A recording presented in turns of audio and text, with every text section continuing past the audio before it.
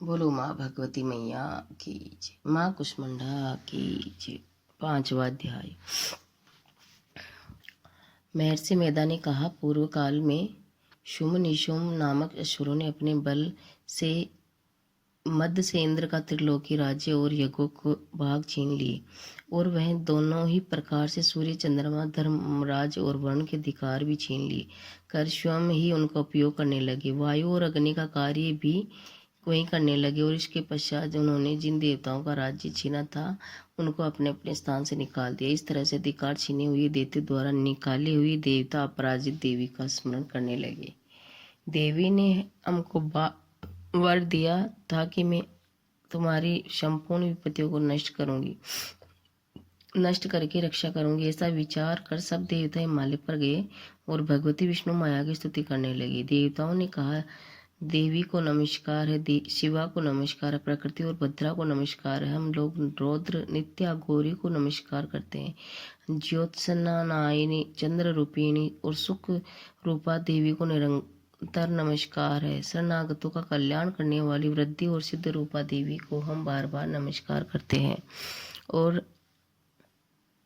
नर्तकी राजाओं की लक्ष्मी और सर्वांगणी को नमस्कार है। दुर्गा को, दुर्ग स्थलों को पार करने वाली दुर्ग पारा को, सारा सर्व कारणी ख्याति कृष्ण और धूम्र देवी को सदैव नमस्कार है। अत्यंत सौभाग्य और अत्यंत रौद्र रूप को हम नमस्कार करते हैं, उन्हें बार बार नमस्कार है। जगत की आधार भूतकृति देवी को बार बार नमस्कार है। जिस देवी को प्राणी मात्र विष्णु माया कहते हैं उनको नमस्कार है, उनको नमस्कार है, उनको बार बार नमस्कार है। जो देवी संपूर्ण प्राणियों में चेतना कहलाती है उनको नमस्कार है, उनको नमस्कार है, उनको बार बार नमस्कार है। जो देवी संपूर्ण प्राणियों में बुद्धि रूप से स्थित है उनको नमस्कार है, उनको नमस्कार है। जो देवी सब प्राणियों में निद्रा रूप से विराजमान उनको नमस्कार है। जो देवी संपूर्ण प्राणियों में शुद्धा रूप से विराजमान उनको नमस्कार है, उनको बार बार नमस्कार है। और जो देवी संपूर्ण प्राणियों में छाया रूप से स्थित है उनको नमस्कार है, उनको बार बार नमस्कार है। और जो देवी सब प्राणियों में शक्ति रूप से स्थित है उनको नमस्कार है, उनको बार बार नमस्कार है। जो देवी संपूर्ण प्राणियों में तृष्णा रूप से स्थित है उनको नमस्कार है, उनको बार बार नमस्कार है। जो देवी सब प्राणियों में शांति रूप से स्थित है उनको नमस्कार, उनको नमस्कार, उनको बार बार नमस्कार है। और जो देवी सब प्राणियों में जाति रूप से स्थित है उनको नमस्कार है। और जो देवी सब प्राणियों में लज्जा रूप से स्थित है उनको नमस्कार है, उनको बार बार नमस्कार है। और जो देवी सब प्राणियों में शांति रूप से स्थित है उनको नमस्कार है, उनको बार बार नमस्कार है। और जो देवी संपूर्ण प्राणियों में श्रद्धा रूप से स्थित है उनको नमस्कार है, उनको बार बार नमस्कार है। और जो देवी संपूर्ण प्राणियों में कांति रूप से स्थित है, जो देवी सब प्राणियों में लक्ष्मी रूप से स्थित है उनको नमस्कार है, उनको नमस्कार है। और जो देवी संपूर्ण प्राणियों में वृत्ति रूप से स्थित है उनको बारंबार नमस्कार है। और जो देवी सब प्राणियों में स्मृति रूप से विराजमान उनको नमस्कार, उनको बारंबार नमस्कार है। और जो देवी सब प्राणियों में दया रूप से स्थित है उनको बारंबार नमस्कार है। और जो देवी सब प्राणियों में दृष्टि रूप से स्थित है उनको नमस्कार, उनको बारंबार नमस्कार है। और जो देवी संपूर्ण प्राणियों में मात्र रूप से स्थित है उनको बार बार नमस्कार है। और जो देवी संपूर्ण प्राणियों में भ्रांति रूप से स्थित उनको बारंबार नमस्कार है। और जो देवी संपूर्ण प्राणियों में नित्य व्याप्त रहती है उनको नमस्कार है।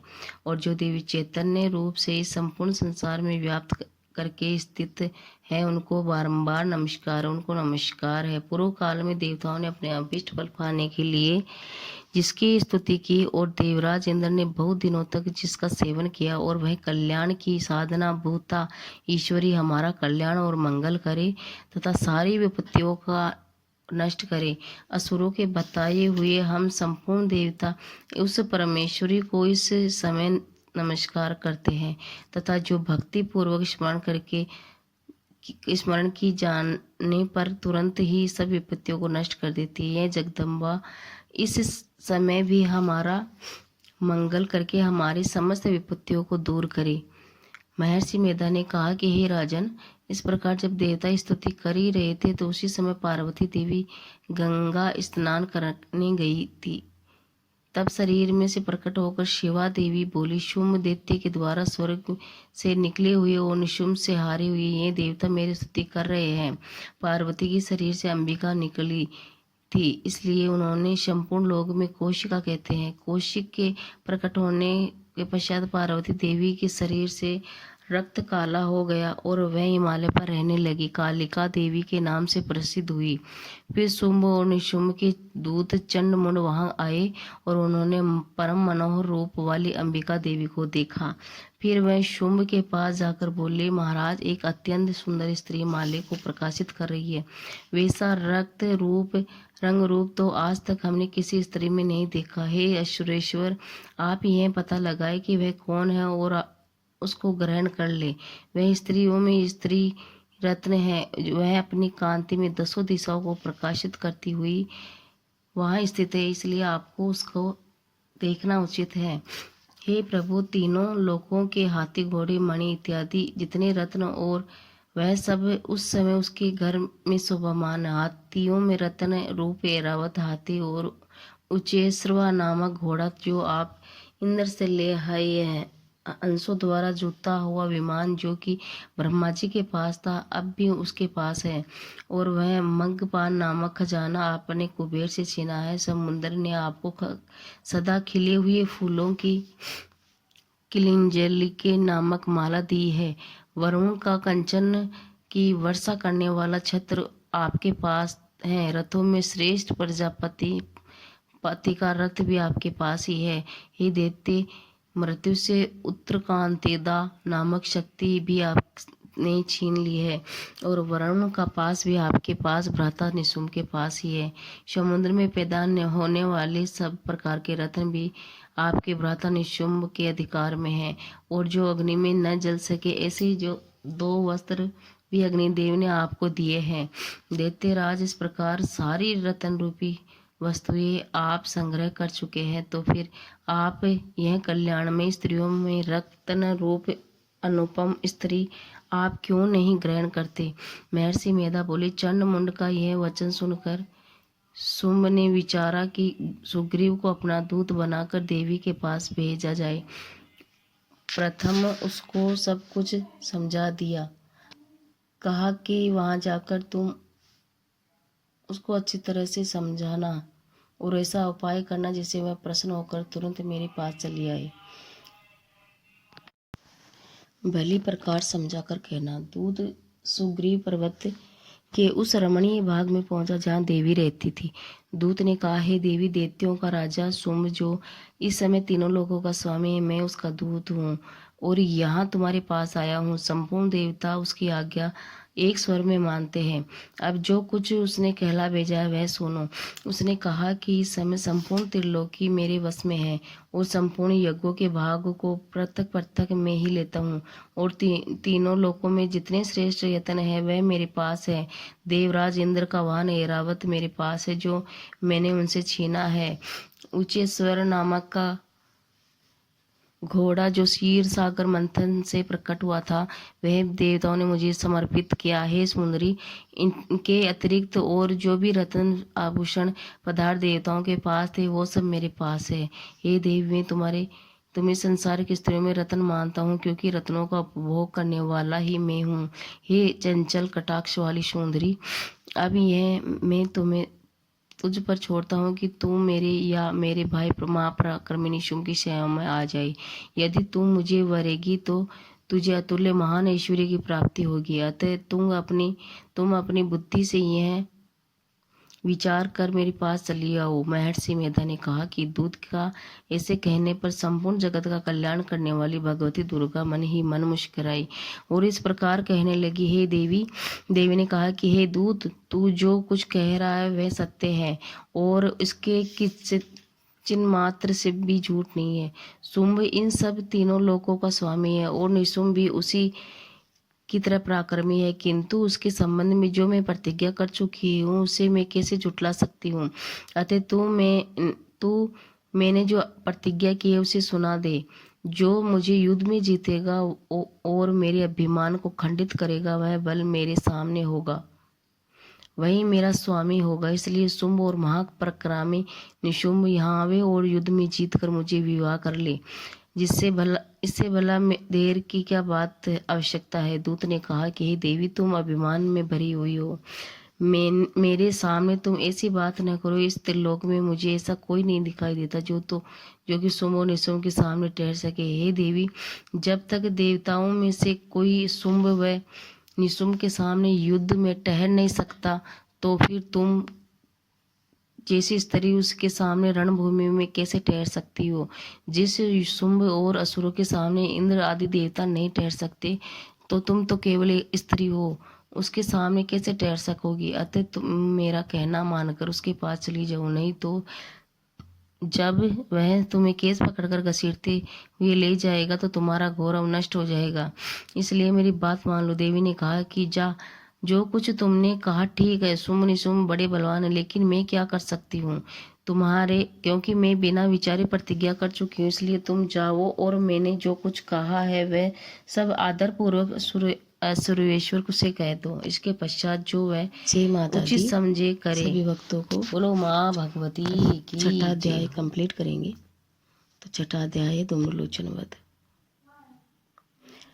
महर्षि मेधा ने कहा कि देवी की बात सुनकर दूत क्रोध में भरा और वहां से असुरेश्वर के पास पहुंचा और सारा वृत्तांत उसे कह सुनाया।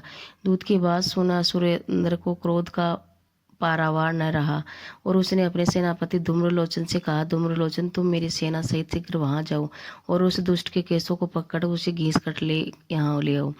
यदि उसकी रक्षा के लिए कोई दूसरा खड़ा हो, चाहे वह देवता यक्ष गंधर्व भी क्यों न हो, आपको तुम कोई उसे अवश्य मार डालना। महर्षि मेधा ने कहा। शुंभ के इस प्रकार आज्ञा देने पर धूम्रलोचन 60,000 राक्षसों की सेना के साथ लेकर वहां पहुंचा और देवी को देखकर ललकार कर कहने लगा, अरे तू अभी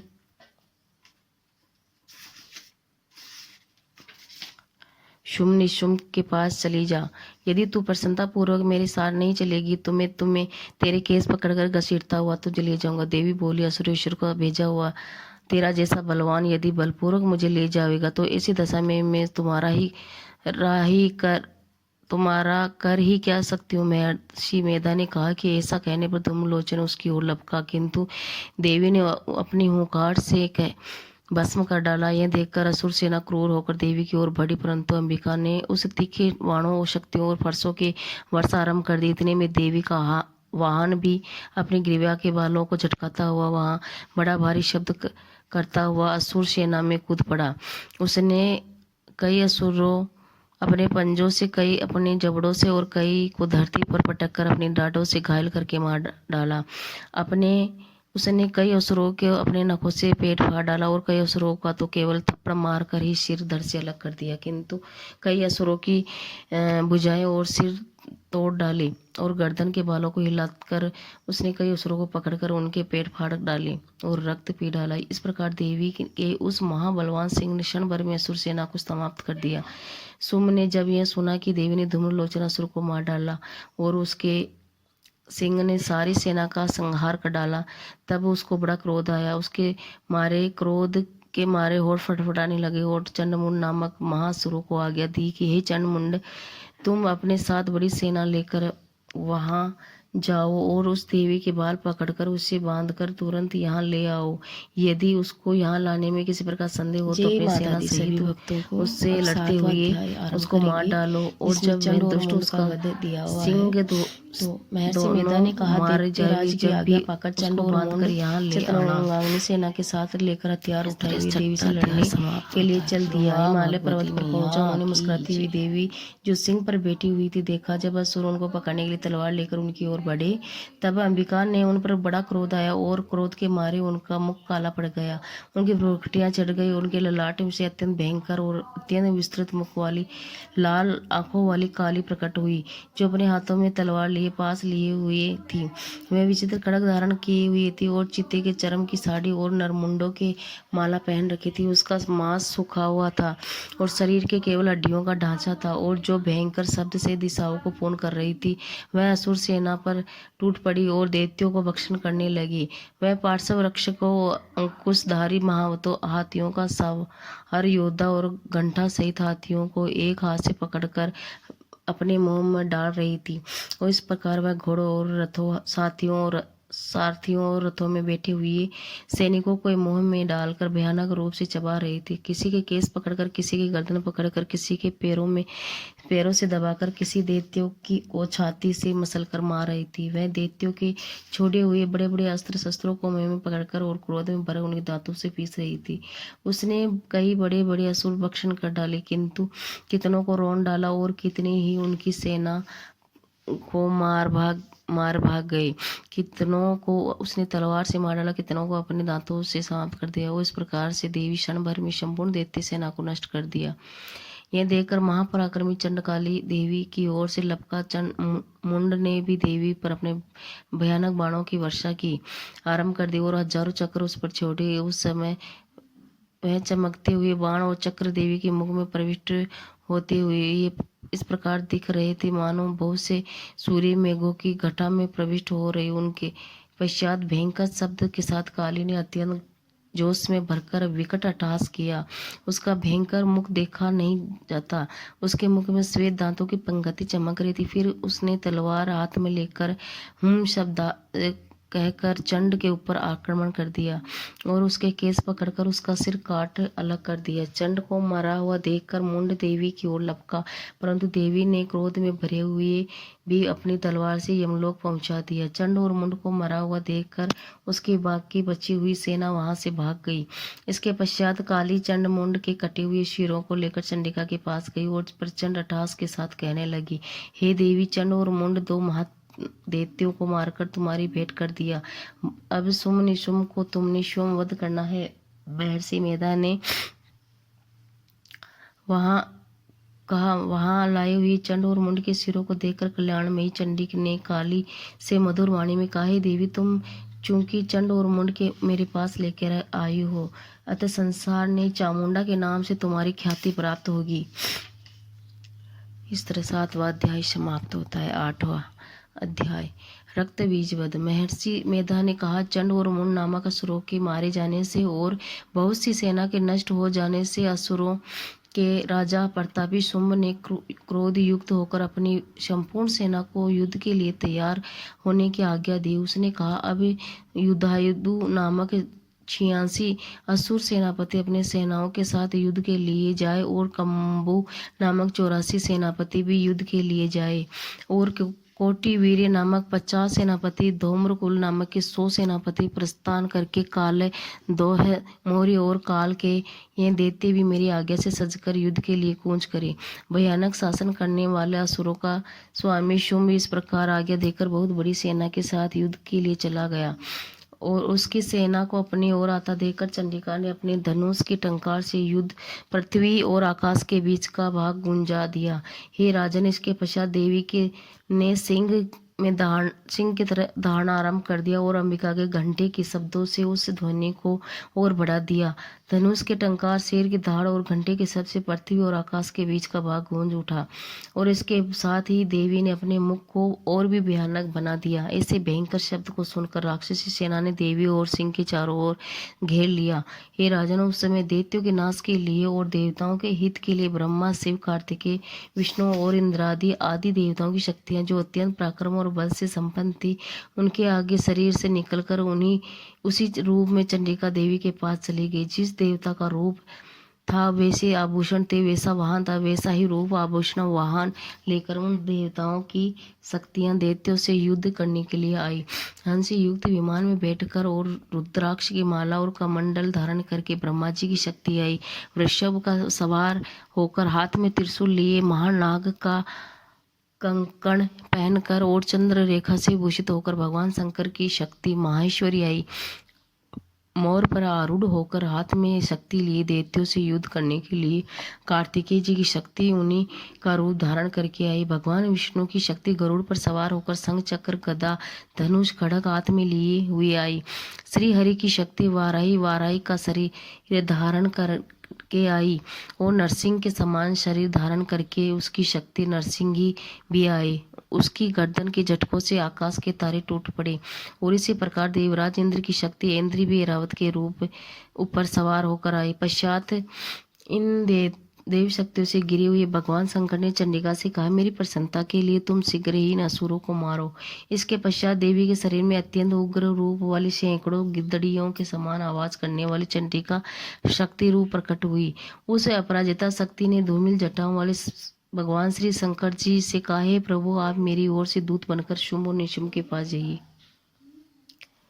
और उन अत्यंत गर्वीले दैत्यों से कहिए तथा उनके अतिरिक्त और भी जो दैत्य यहाँ युद्ध के लिए उपस्थित हो उनसे भी कहिए, जो तुम्हें अपने जीवित रहने के लिए इच्छा हो तो त्रिलोकी का राज्य इंद्र को दे दो। देवताओं को उनका यज्ञ भाग मिलना आरंभ हो जाए और तुम पाताल को लौट जाओ, किंतु यदि बल के गर्व से तुम्हारी लड़ने की इच्छा हो तो फिर आ जाओ। तुम्हारे मांस से मेरी योगनियां तृप्त होगी। चूंकि उस देवी के ने भगवान शंकर को दूत के कार्य में नियुक्त किया था, इसलिए वह संसार में शिव दूती के नाम से विख्यात हुई। भगवान शंकर से देवी का संदेश पाकर उन दैत्यों के क्रोध का कोई पार न रहा। वह जिस स्थान पर देवी विराजमान थी वहां पहुंचे और जाने के साथ ही उन बाणों को शक्तियों की वर्षा आरंभ करने लगी। देवी ने उनके फेंके हुए बाणों, शक्तियां, त्रिशूल, फारसों और अपने बाणों से काट डाले। काली देवी उस देवी के साथ खड़ी हुई शत्रुओं को त्रिशूल से विदर्ण करने लगी और खटवाड़ से कुचलने लगी। ब्राह्मणी जिस तरफ दौड़ी थी उसी तरफ अपने कमंडल का जल छिड़क कर दैत्यों के वीर्य व बल को नष्ट कर देती थी और उसी प्रकार माहेश्वरी त्रिशूल से, वैष्णवी चक्कर से और अत्यंत कोपवाल कुमारी शक्ति द्वारा असुरों को मार रही थी। और इंद्र की बाजू के प्रहार से सैकड़ों दैत्य रक्त की नलिकाएं बहाते हुए पृथ्वी पर सो गए। वाराही ने कितने ही राक्षसों को अपना तुतुन द्वारा मृत्यु के घाट उतार दिया। डाढ़ों के अग्रभाग से कितने ही राक्षसों की छाती को चीर डाला और चक्र की चोट से कितनों को ही विदारणी करके छाती पर धरती पर डाल दिया। बड़े बड़े राक्षसों को नारसिंही अपने नखों से विदर्ण करके भक्षण कर रही थी। सिंहनाद से चारों दिशाओं को गूंजती हुई रणभूमि में विचर रही थी। शिवदूती के प्रचंड अट्टहास से कितने ही दैत्य भयभीत होकर पृथ्वी पर गिर पड़े और उनके गिरते ही वह उनको भक्षण कर गई। इस तरह क्रोध में भरे हुए मात्र गणों द्वारा नाना प्रकार के उपायों से बड़े बड़े असुरों को मरते हुए देखकर राक्षसी सेना भाग खड़ी हुई और उनको इस प्रकार भागता देखकर रक्तबीज नामक महापराक्रमी राक्षस क्रोध में भरकर युद्ध के लिए खड़ा आगे आया। उसके शरीर में रक्त की बूंदी पृथ्वी पर जैसे ही गिरी थी, तुरंत वैसे ही शरीर वाला वैसा ही बलवान दैत्य पृथ्वी से ऊपर हो रहा था। रक्त बीज गदा हाथ में लेकर इंद्री के साथ युद्ध करने लगा। जब इंद्री शक्ति ने अपने वज्र से उसको मारा तो घायल होने के कारण उसके शरीर में बहुत सा रक्त बहने लगा और उनके प्रत्येक बूंद से उसी के समान बलवान तथा महापराक्रमी अनेकों दैत्य भयंकर रूप में प्रकट हुए। वह सबके सब दैत्य बीज के समान ही बलवान तेज वाले थे। वह भी भयंकर अस्त्र शस्त्र वाले देवियों के साथ लड़ने लगे। जब इंद्री के वज्र प्रहार से उसके मस्तक पर चोट लगी और रक्त बहने लगा तो उसमें से हजारों ही पुरुष उत्पन्न हुए। वैष्णवी के चक्कर से और इंद्री ने गदा से रक्त बीज की चोट पहुंचाई और वैष्णवी के चक्र में घायल होने पर उसके शरीर से जो रक्त बहा उसके हजारों महासुर उत्पन्न हुए, जिसके द्वारा यह संपूर्ण जगत व्याप्त हो गया। कुमारी ने शक्ति से, वाराही ने खड़ग से और माहेश्वरी ने त्रिशूल से उसको घायल कर दिया। इस प्रकार क्रोध में भरकर उस महादैत्य ने सब मात्र शक्तियों पर पृथक गदा से प्रहार किया और माताओं ने शक्ति और शूल इत्यादि से उसको जो बार बार घायल किया, उसको सैकड़ों महादैत्य उत्पन्न हुए। इस प्रकार उस रक्त बीज के रुधिर से उत्पन्न हुए असुरों से संपूर्ण जगत व्याप्त हो गया, जिससे देवताओं को भय हुआ। देवताओं को भयभीत देखकर चंडिका ने काली से कहा, हे चामुंडे, अपने मुख को बड़ा करो और मेरे शस्त्र घात से उत्पन्न हुए रक्त बिंदुओं और रक्त बिंदुओं से उत्पन्न हुए महासुरों को तुम अपने मुख में भक्षण करती जाओ। इस प्रकार रक्त बिंदुओं से उत्पन्न हुए वहां असुरों को तुम अपने उस मुख से भक्षण करने दी जाओ। इस प्रकार रक्त बिंदुओं को उत्पन्न हुए महादैत्यों को भक्षण करती हुई तुम रणभूमि में विचरो। इस प्रकार रक्त क्षीण होने से वह दैत्य नष्ट हो जाएगा। तुम्हारे भक्षण करने के कारण अन्य दैत्य उत्पन्न नहीं होंगे। काली से इस प्रकार कहकर चंडिका देवी ने रक्त बीज पर अपने त्रिशूल से प्रहार किया और काली देवी ने अपना मुख में उसको रक्त ले लिया। तब उसने गदा से चंडिका पर प्रहार किया। प्रहार से चंडिका का तनिक भी कष्ट न हुआ, किंतु रक्त बीज के शरीर से बहुत सा रक्त बहने लगा। लेकिन उसके गिरने के साथ ही काली ने उसको अपने मुख में ले लिया। काली के मुख से उस रक्त से जो असुर उत्पन्न हुए उसने भक्षण कर लिया और रक्त को पीती गई। तदंतर देवी ने रक्त बीज को, जिसका भी खून काली ने पिया, रक्त चंडिका ने उस दैत्य को वज्र बाण खड़क ऋषि इत्यादियों से मार डाला। हे राजन, अनेक प्रकार के शत्रुओं से मारा हुआ खून से वंचित यह महादैत्य रक्त बीज पृथ्वी पर गिरा पड़ा। हे राजन, उसके गिरने से देवता अत्यंत प्रसन्न हुए और माताएं उन असुरों का रक्त पीने के पश्चात उद्धत होकर नृत्य करने लगी। बोलो माँ भगवती की जय, माँ काली की जय, महाचंडिका मैया की जय, माँ कुष्मांडा की जय। बोलो साचे दरबार की।